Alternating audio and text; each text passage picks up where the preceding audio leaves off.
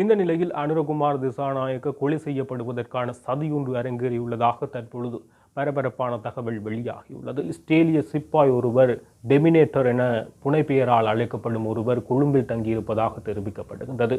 இவர் மிகப்பெரிய ஒரு கொள்ளை குற்றவாளி. இவரை சர்வதேச பிடியாணையினூடாக தேடப்படுகின்றது. இவர் கொழும்பில் வந்து பதுங்கியிருக்கிறார். யார் இந்த டெமினேட்டர் என்ற கேள்விகள் எழுப்பப்பட்டது. தற்பொழுது அரசியல் அரங்கில் ஒரு பிரச்சனையாக பார்க்கப்படுவது நாமல் ராஜபக்ச சட்டத்தரணியா? நாமல் ராஜபக்சவின் கல்வி தகமை தொடர்பாக பல்வேறு மட்டங்களிலும் கேள்விகள் எழுப்பப்பட்டது.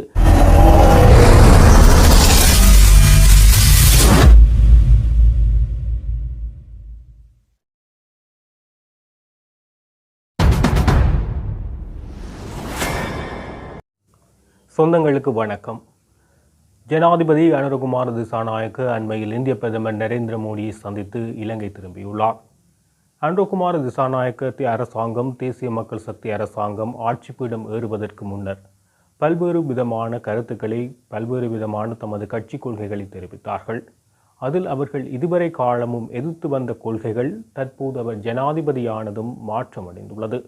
அதாவது முக்கியமாக அதானி நிறுவனத்தினுடைய திட்டங்கள் இந்தியாவில் அமுல்படுத்தப்படக்கூடாது, சர்வதேச நாணய நிதியம் தொடர்பாக இலங்கை சென்றமையை மீள்பரிசீலனை செய்ய வேண்டும், எட்கா உடன்படிக்கை ஒருபோதும் இலங்கை கைச்சாத்திடக்கூடாது மற்றும் சர்வதேச கப்பல்கள் ஆராய்ச்சி என்ற பெயரில் இலங்கை கடற்பரப்புக்குள் உட்புகக்கூடாது, அது இலங்கையினுடைய இறையாண்மைக்கும் அயல் நாட்டினுடைய இறையாண்மைக்கும் பாதகத்தை ஏற்படுத்தும் என பல்வேறு விதமான கோஷங்களை கடந்த ஆட்சி காலத்தில் அவர்கள் வெளிப்படுத்தினார்கள். தேசிய மக்கள் சக்தியின் ஆட்சி தற்பொழுது இடம்பெற்று வருகின்ற இந்த சூழலில் அவர்கள் தற்போது ஒரு வித்தியாசமான நிலைமையினை ஏற்படுத்தியுள்ளார்கள்.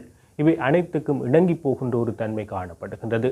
ஜனாதிபதியாக அனுரகுமார திசாநாயக்க பதவியேற்றதும் அவர் நாட்டு மக்களுக்கு உரையாற்றினார். அதேபோல் பாராளுமன்றத்திலும் முதன்முறையாக நாட்டு மக்களுக்கு உரையாற்றினார்.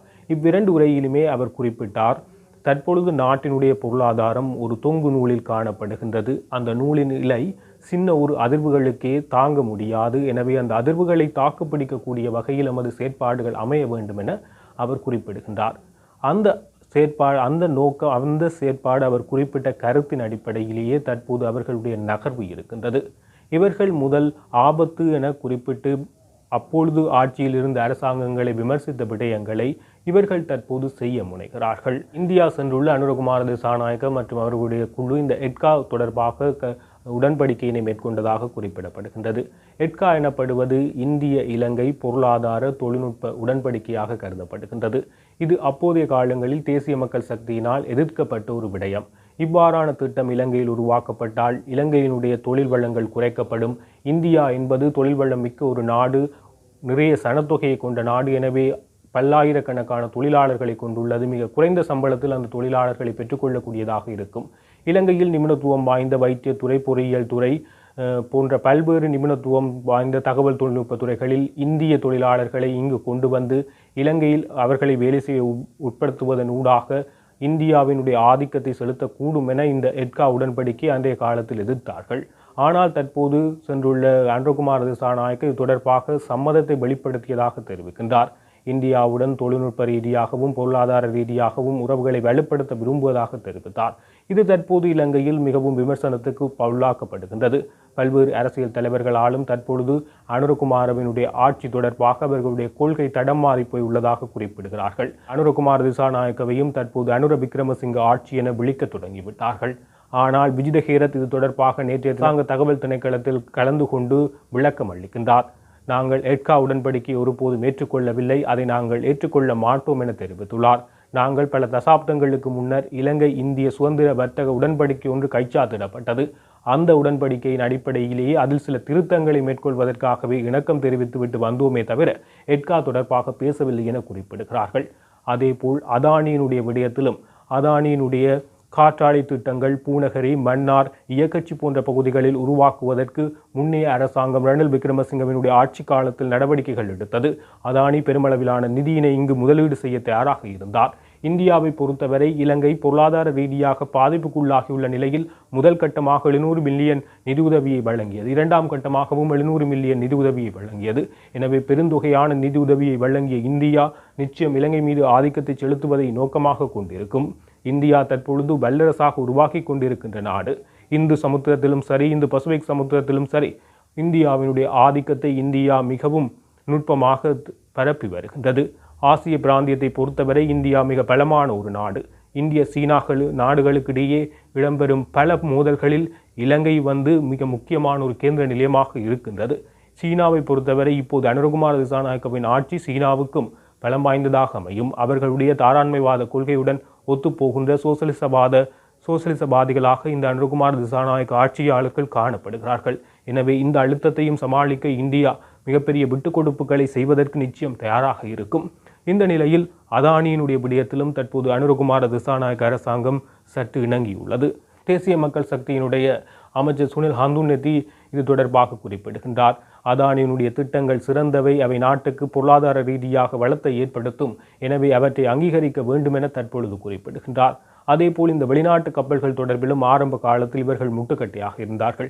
தற்போது சீனாவினுடைய கப்பலுக்கு அனுமதி வழங்கியுள்ளார்கள். சீனாவின் உயர்மட்ட பிரதிநிதி தற்போது இலங்கையில் ஜனாதிபதியுடன் கலந்துரையாடல் ஒன்றை மேற்கொள்கிறார். சீனாவுக்கு வரும்படி அழைப்பு விடுக்கின்றார். அடுத்த விஜயமாக நிச்சயமாக அனுரகுமார திசாநாயக்க சீனா செல்வார். இந்த நிலையில் சீனாவினோடு பல்வேறு திட்டங்கள், பாடசாலை சீருடை துணிகள் மற்றும் ஏற்கனவே வடபகுதியில் சீனாவினுடைய கடலட்டை பண்ணைகள் தொங்கு நிலையில் உள்ளது. அவை தொடர்பாகவும் தற்பொழுது சுமூகமான முடிவுகளை சீனா சில நேரம் எட்டக்கூடியதாக இருக்கும். இந்த நிலையில் ஆய்வு கப்பல்களுக்கு அனுமதி வழங்கியுள்ளது. பொருளாதார ரீதியான காரணத்தை சுட்டிக்காட்டி அதற்கும் இவர்கள் ஆய்வு கப்பலுக்கான அனுமதியை வழங்கியுள்ளார்கள். இந்த நிலையில் சீனாவினுடைய மருத்துவ கப்பல் முதற்கட்டமாக வருகின்றது. இது மருத்துவ கப்பல், இதில் தயவு செய்து அரசியல் செய்ய வேண்டாம் என சுகாதார அமைச்சர் நலிந்த ஜெயதிச இதன் போது எதிர்க்கட்சியினருக்கும் இது தொடர்பாக விமர்சனம் செய்பவர்களுக்கும் பதில் வழங்குகின்றார். இந்த நிலையில் அனுர் அரசாங்கம் தற்பொழுது அவர்களுடைய தேசிய மக்கள் சக்தி விஞ்ஞாபனத்தில் குறிப்பிட்ட கொள்கைகளை மீறி செயற்படுகின்றதா என்ற சந்தேகம் எழுகின்றது. அதே நேரம் வடபகுதி அரசியல் தலைவர்களும் அனுர் அரசாங்கத்தின் மீது ஊழல் தொடர்பாக ஊழல் இல்லாமல் செய்வோம் என குறிப்பிட்டு வந்த அனுர் அரசாங்கத்தின் மீது ஊழலுக்கு துணை போகின்றதா என்ற குற்றச்சாட்டுகளையும் முன்வைக்க தொடங்கிவிட்டார்கள். இந்த நிலையில் அனுரகுமார திசாநாயக்கவின் மகாநாயக்க தேரைகளை தற்போது இந்தியாவிலிருந்து விஜயம் செய்து இலங்கை நாடு திரும்பிய பின்னர் மகாநாயக்க தேரைகள் மல்பத்து பீடம், அஸ்கிரிய பீடம் ஆகியவற்றுக்கு சென்று மகாநாயக்க தேரைகளையும் சந்தித்து இது தொடர்பாக அவர் இந்திய விஜயம் தொடர்பான அங்கு நடந்த விடயம் தொடர்பாக அவர்களுக்கு விளக்கம் அளித்துள்ளார். இந்த நிலையில் சீலரத்ன தேரர் கஜேந்திரகுமார் பொன்னம்பலம் அனுரகுமார் திசாநாயக்க இந்தியா செல்வதற்கு முன்னர் நரேந்திர மோடிக்கு சமஷ்டியை வலியுறுத்தி கடிதம் ஒன்றை அனுப்பினார். இது தொடர்பாக அவர் மிகவும் கடுமையான விமர்சனத்தை முன்வைத்துள்ளார். இவர் இவ்வாறு கடிதம் எழுதி அனுப்பியதை ஒருபோதும் ஏற்றுக்கொள்ள முடியாது. இவர் சமஷ்டி ஆட்சியை உருவாக்க பார்க்கிறார். இவர் கொழும்பிலே வசிக்கிறார். இவருக்கு எந்த குறையையும் கொழும்பு மக்கள் ஏற்படுத்தியதில்லை. அவ்வாறு இருக்கையே இவர் இனவாதத்தை தூண்டுகிறார். இவர் இவ்வாறு செய்தால் இவருக்கு என்ன நடக்கும் என்பது தொடர்பான ஒரு கடும் தோணியில் அவரை எச்சரிக்கை விடுக்கிறார். இவர் இனி எங்கு வாழப்போகின்றார் என்ற அளவுக்கு இவர் எவ்வாறு இங்கு வாழ முடியும் என கேள்வி எழுப்புகிறார். இந்த நிலையில் சமஷ்டி ஆட்சியை வலியுறுத்தி நாட்டை பிரிக்க பார்க்கிறார்கள் என தேரர்களும் ஒரு பக்கம் தற்பொழுது கிளம்பியுள்ளனர். இந்த நிலையில் அனுரகுமார் திசாநாயக்க கொலை செய்யப்படுவதற்கான சதியொன்று அரங்கேறியுள்ளதாக தற்பொழுது பரபரப்பான தகவல் வெளியாகியுள்ளது. அதாவது கண்டி மாவட்டத்துக்கு பொறுப்பான போலீஸ் அதிகாரி ஒருவர் இந்த தகவலை வெளிப்படுத்தியுள்ளார். அவர் ஜனாதிபதி தேர்தலில் போட்டியிடுகின்ற போது அவருக்கு கொலை செய்வதற்கான முயற்சிகள் இடம்பெற்றதாக அவர் தற்போது குறிப்பிடுகின்றார். இது தொடர்பாக ரகசியமான முறையில் ரகசிய நீதிமன்றத்தின் ஊடாக நடவடிக்கை எடுக்கப்படுகிறது. ரகசியமான விசாரணைகள் ஊடாக நீதிமன்றத்தில் தற்பொழுது குற்றப்புலனாய்வு பிரிவினர் அறிக்கை சமர்ப்பித்துள்ளனர். அதன் அடிப்படையில் தற்போது அந்த கண்டி போலீஸ் உத்தியோகத்தர் விசாரணைக்கு உட்படுத்தப்படுகின்றார். அவரிடமிருந்து சில வாக்குமூலங்கள் பெறப்பட்டுள்ளது. அதை அடிப்படையாக கொண்டு கொலை குற்றவாளிகள் யார் சூத்திரதாரிகள் என்பது தொடர்பாக இரகசியமான முறையில் ஆய்வுகள் விசாரணைகள் மேற்கொள்ளப்படுகின்றது. சர்வதேச அரங்கில் இஸ்ரேல் பலஸ்தீன யுத்தமானது மிக பெருமளவில் பார்க்கப்படுகின்றது. பலஸ்தீனத்துக்கு எதிராக இஸ்ரேல் மேற்கொள்ளும் யுத்தத்தின் காரணமாக பலஸ்தீனத்தில் பெருமளவான இன அழிப்பு இடம்பெற்று வருவதாக தெரிவிக்கப்படுகின்றது. அது தொடர்பான ஆதாரங்களும் தொடர்ச்சியாக முன்வைக்கப்பட்டு வந்தன. இந்த நிலையில் இஸ்ரேலிய சிப்பாய் ஒருவர் டெமினேட்டர் என புனைப்பெயரால் அழைக்கப்படும் ஒருவர் கொழும்பில் தங்கியிருப்பதாக தெரிவிக்கப்படுகின்றது. இவர் மிகப்பெரிய ஒரு கொள்ளை குற்றவாளி. இவரை சர்வதேச பிடியாணையினூடாக தேடப்படுகின்றது. இவர் கொழும்பில் பதுங்கி இருக்கிறார். யார் இந்த டெமினேட்டர் என்ற கேள்விகள் எழுப்பப்பட்டது. இவரை ஏன் இவ்வாறு குறிப்பிடுகிறார்கள் என்ற கேள்வி எழுப்பப்படுகின்றது.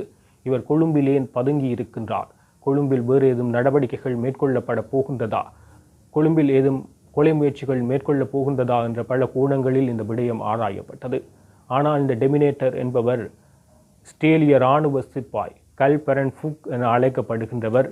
இவர் ஸ்டேல் பலஸ்தீனர்களுக்கு இடையிலான யுத்தத்தின் போது பலஸ்தீனர்கள் கொலை சம்பந்தமான விடயங்களை இவர் தன்னுடைய இன்ஸ்டாகிராம் பக்கத்தில் தான் கொலை செய்த கொலையாளிகள் தன்னால் கொலை செய்யப்பட்டவர்களை காணொளியினூடாக காண்பித்து அவர்களுடைய மரணத்தை ரசிப்பதும் அவர்களை துன்புறுத்துவதும் அவர்களுடைய மரணம் தொடர்பாக இகழ்ந்து மிகவும் கீழ்த்தனமான வார்த்தை பிரயோகங்களை பயன்படுத்தி காணொளிகளை வெளிப்படுவதுமாக இவர் 2024 ஆகஸ்ட் மாதம் அளவில் இவ்வாறான செயற்பாடுகளை ஸ்டேலியம் மண்ணில் வைத்து செய்திருக்கிறார்.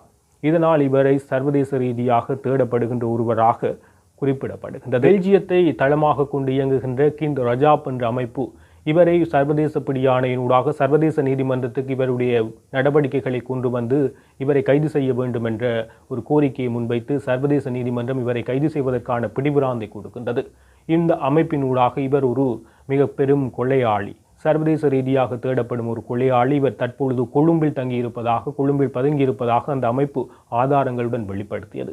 எனவே இலங்கை அரசாங்கம் இவரை கைது செய்து தங்களிடம் ஒப்படைக்க வேண்டும், சர்வதேச குற்றவியல் நீதிமன்றத்திடம் ஒப்படைக்க வேண்டும் என சர்வதேச அமைப்பினூடாக கோரிக்கை இலங்கை புலனாய்வு பிரிவினருக்கும் இலங்கை பாதுகாப்பு அமைச்சுக்கும் விடுக்கப்படுகின்றது. இலங்கை இந்த விடயத்தில் ஒத்துழைப்பு வழங்க வேண்டும், இந்த கொலை குற்றவாளியை பிடிக்க இலங்கை ஒத்துழைப்பு வழங்க வேண்டும் என குறிப்பிடப்பட்டது. இந்த நிலையில் அவர் கொழும்பிலிருந்து தப்பியோடி விட்டதாக தற்போது இலங்கையினுடைய ஊடகங்கள் வெளிப்படுத்துகின்றது. ஆனால் அவர் கொழும்பிலே இருப்பதாக அந்த அமைப்பு தொடர்ச்சியாக வலியுறுத்துகின்றது. இதுவரை அவர் கைது செய்யப்படவில்லை, ஆனால் அவர் இலங்கையில் இருக்கின்றாரா என்பதும் உறுதிப்படுத்தப்படவில்லை. எனவே இந்த டெமினேட்டர் இலங்கையில் கைது செய்யப்படுவாரா அல்லது அவர் இலங்கையில் இருந்து தப்பிச் சென்று விட்டாரா என்பது தொடர்பாக இனிவரும் காலங்களிலே நாம் பார்க்க முடியும். தற்பொழுது அரசியல் அரங்கில் ஒரு பிரச்சனையாக பார்க்கப்படுவது நாமல் ராஜபக்ச சட்டத்தரணியா? நாமல் ராஜபக்சவின் கல்வி தகமை தொடர்பாக பல்வேறு மட்டங்களிலும் கேள்விகள் எழுப்பப்பட்டது. அவர் சட்டத்தரணி பரீட்சையில் தோற்றியது முறைகேடான நடவடிக்கையை மேற்கொண்டுள்ளார் என்பது தொடர்பான ஆதாரங்கள் முன்வைத்து குற்றச்சாட்டு முன்வைக்கப்படுகின்றது. பாராளுமன்ற உறுப்பினரும் அமைச்சருமான தேசிய மக்கள் சக்தியின் அமைச்சருமான வசந்த சமரசிங்க பாராளுமன்றத்தில் இந்த குற்றச்சாட்டை பகிரங்கமாக முன்வைக்கின்றார். நாமல் ராஜபக்ச சட்டத்துறை பரீட்சை எழுதுகின்ற போது அவருக்கென பிரத்யேகமாக ஒரு அறை வழங்கப்பட்டதாகவும் அதில் 2 சட்டத்தரணிகள் அவருக்கு பரீட்சைக்கு உதவியதாகவும் ஒரு மடிக்கணனி வழங்கப்பட்டதாகவும் குறிப்பிடுகின்றார். குளிரூட்டப்பட்ட அறையில் பிரத்யேகமாக பரீட்சை எழுதி சித்தியடைந்தவரே இந்த நாமல் ராஜபக்ச இவர் சட்டத்துறை பரீட்சையை முறைகேடாக எழுதினார் என குற்றம் சாட்டுகின்றார். இது தொடர்பாக நாமல் ராஜபக்ச உடனடியாக மறுக்கிறார். நான் அவ்வாறு ஒருபோதும் செய்யவில்லை, ஏனைய பரீட்சார்த்திகளுடன் இணைந்தே நான் பரீட்சை எழுதினேன், சித்தியடைந்தேன். இவ்வாறு நான் செய்திருந்தால் அது சட்ட கல்லூரிக்கு அவமானம் அல்லவா? இலங்கையினுடைய சட்டத்துறைக்கும் அது அவமானம் அல்லவா? இலங்கையின் சட்டக்கல்லூரியை அவமானப்படுத்தும் செயல்பாட்டை நீங்கள் மேற்கொள்கிறீர்கள். இது என் மீது பலமையாக முன்வைக்கப்படுகின்ற பல்வேறு குற்றச்சாட்டுகளை போன்ற ஒரு குற்றச்சாட்டு என அவர் அப்போதே மறுக்கிறார். இவர் இவ்வாறு உடனடியாக மறுப்பதற்கு, ஆனால் இந்த விடயம் முன்னே மகிந்த ஆட்சி காலத்திலேயே இவ்விடயம் எதிர்க்கட்சியினரால் பரபரப்பாக பேசப்பட்டது. ஆனால் அது மௌனிக்கப்படுத்தப்பட்டது. இந்த நிலையில் தற்பொழுது நாமல் ராஜபக்சேன் இவ்வளவு தைரியமாக இந்த விடயத்தில் சவால் விடுக்கின்றார். இதன் பின்னணியில் ஒரு விடயம் இருக்கின்றது.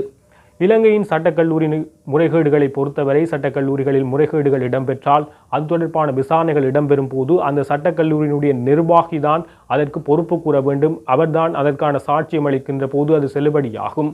அவரே இறுதி சாட்சியம் அளிப்பவராக இருப்பார். அதுதான் அங்கு நடைமுறை. இந்த நிலையில் தற்பொழுது நாமல் ராஜபக்ச அப்போது சட்டத்துறை மாணவனாக இருந்த போது நிர்வாக இயக்குநராக இருந்தவர் தற்போது மரணம் அடைந்துள்ளார். அவர் தற்போது இல்லை. எனவே இவருடைய குற்றச்சாட்டு தொடர்பான சாட்சியம் வழங்குவதற்குரிய நபர் இல்லை. அவர் பொறுப்பில் இல்லாததால் அந்த பொறுப்பில் வேறு யாரும் இருக்க முடியாது என்பதால் இந்த வழக்கு வரிதாகும் என அரசியல் அவதானிகள் குறிப்பிடுகின்றனர்.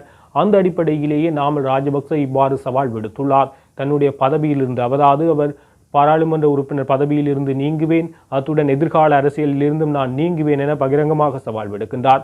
வசந்த சமரசிங்க அமைச்சர், நீங்கள் குற்றச்சாட்டை நிரூபிக்க முடியாவிட்டால் பாராளுமன்ற உறுப்பினர் பதவியிலும் இருந்தும் அமைச்சு பதவியிலிருந்து நீங்கள் நீங்க வேண்டும் என அவருக்கு சவால் விடுக்கின்றார். இந்த நிலையில் வசந்த சமரசிங்க இவருடைய சட்ட பரீட்சையில் இவர் முறைகேடு செய்தார் என்பதற்கான ஒரு ஆதாரம் தற்பொழுதும் உள்ளது. அவர் சுவிட்சர்லாந்தில் அரசியல் தஞ்சம் கோரி வாழ்கின்றார். எப்போது இந்த விசாரணை முன்னெடுக்கப்படுகின்றதோ அவர் அப்போது இலங்கை வந்து அதற்கான வாக்குமூலங்களை வழங்க தயாராக இருப்பதாக குறிப்பிட்டார் என பாராளுமன்றத்தில் வசந்த சமரசிங்க அந்த உரிய நபரின் பெயரையும் காணொளியின் ஊடான அவருடைய விளக்கத்தையும் அவர் பாராளுமன்றத்திலும் பின்னர் ஊடகங்களிடமும் வெளிப்படுத்தியுள்ளார். எனவே இது தொடர்பாக நாம் பொறுத்திருந்து பார்க்க வேண்டும்.